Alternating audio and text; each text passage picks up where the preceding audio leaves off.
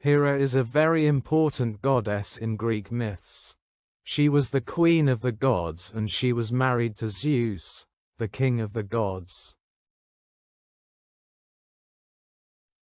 They had 3 children together: Ares, Hebe, and Eileithyia.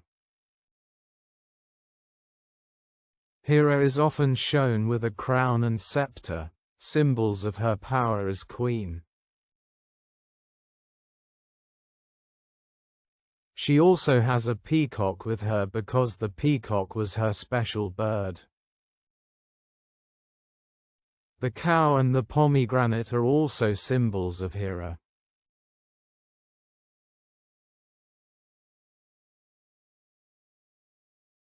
There are many stories about Hera in Greek myths. One story tells how she became queen.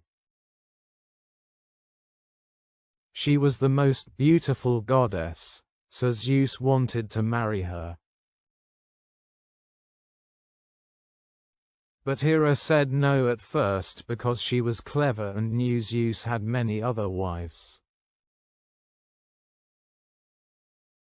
So, Zeus turned into a bird and pretended to be cold and scared.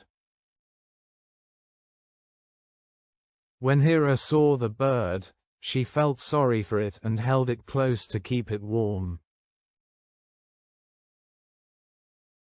Then Zeus turned back into himself. She had to marry him. Another story is about a hero named Heracles. Hera didn't like Heracles because he was Zeus's son with another woman. So, she made his life very hard. But Heracles was strong and clever, so he survived all of Hera's tricks. People in ancient Greece loved Hera very much. They built many temples for her. The most famous temple is in a city called Argos. People went there to pray to Hera for help with marriage and childbirth because these were the things she controlled.